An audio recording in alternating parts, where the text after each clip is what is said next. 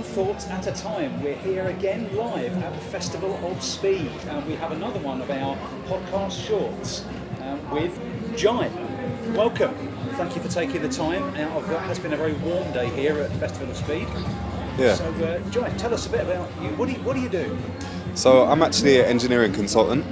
So I work through my company, Wavy Dynamics, and we specialise in high-performance road cars and motorsport, primarily in vehicle dynamics, aerodynamics, and some engineering design.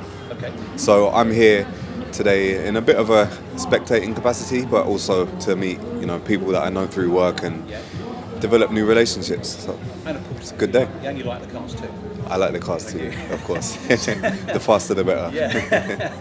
And how long have you been doing that? It's about 4 years now. Okay. Yeah. What made you? What was the journey? How did you get into doing what you do now? So when I graduated from university, I went into automotive industry. So I used to work with Ford, and after some time doing that, I quickly discovered that I wanted to do something a bit more technical, and also that I had a lot of ideas that I would only be able to make happen working for myself. Okay. And also, on the top of that, I wanted to make a switch into motorsport, which was, it's a form of competitive engineering. Right, okay. So you then introduce an environment where the better engineering you do means, you win races. It's your competitive edge.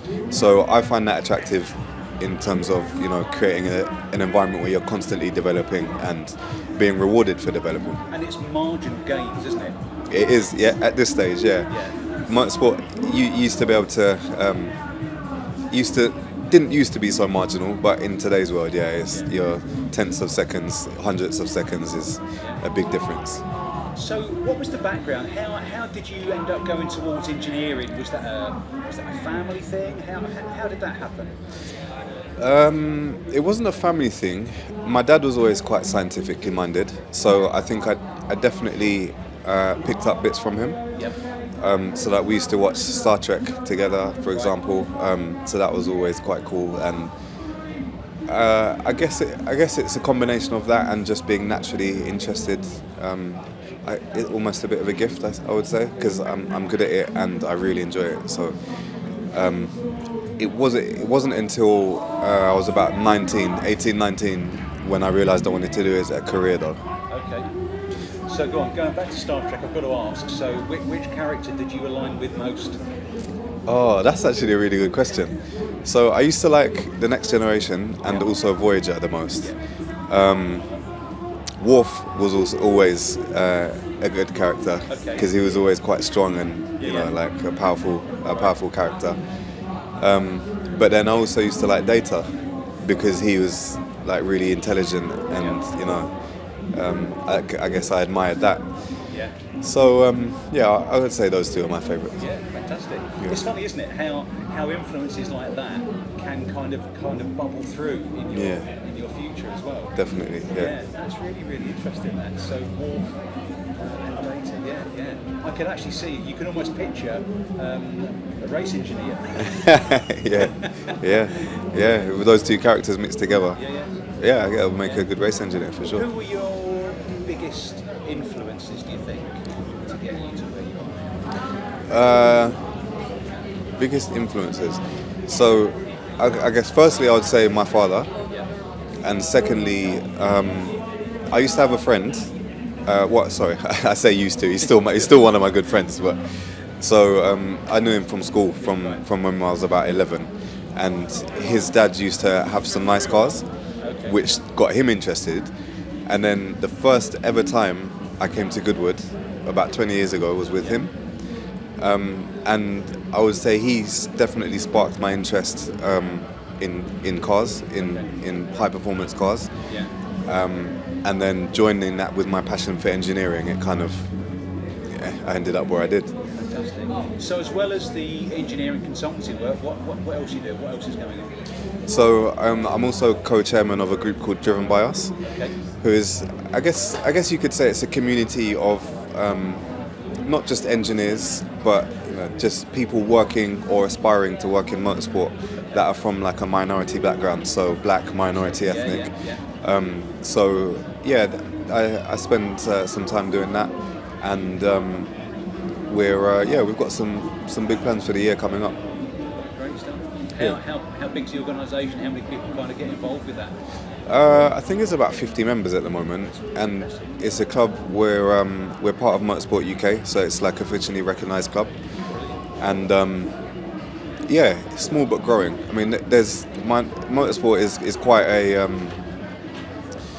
it's not a very diverse space in any way. I agree. So the numbers are small, and it's a small industry anyway. So yes, it's small but growing. Yeah. Proudest moment so far in that? Proudest moment? What, we're driven by us? Yeah. Or well, I guess given that we're relatively new, we had a launch event a few weeks ago, and that was really good. That's probably our proudest moment so far. Yeah. How does it make you feel to be part of something like that?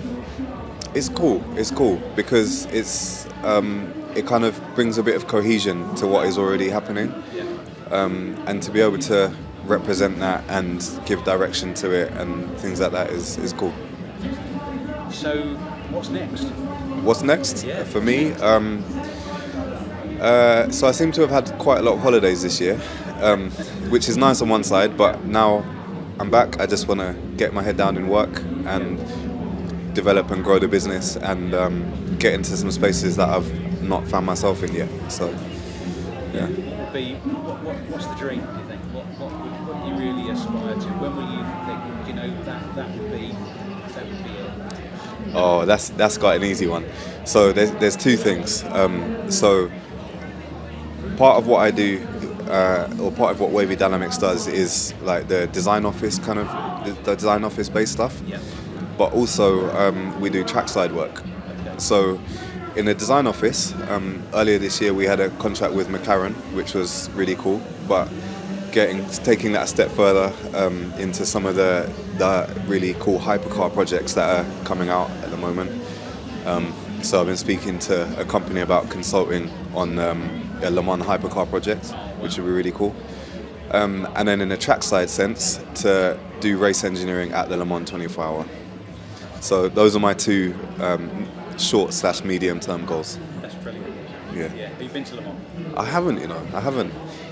I've been meaning to go many times, and I went to the Daytona 24 hours earlier this year, but Le Mans, for some reason, I just never seemed to pull it together. I've been a few times. Yeah. To Canada 24. And Yeah. the atmosphere. Yeah. It's just unreal. Yeah. And, I don't know. There's something about it. So I completely get that. So when you're there, let's have another chat in the pit lane. Oh, for sure. Yeah, definitely. I would love that. So I'm going to ask you. Everyone who comes on the podcast always gets one last question. Yeah. And it's this: if we could conquer time travel, so let's assume we've done that, we've fixed that, Right. and you get the opportunity to write the younger Jahee a letter. What would you say to yourself? What would you write in that letter, knowing what you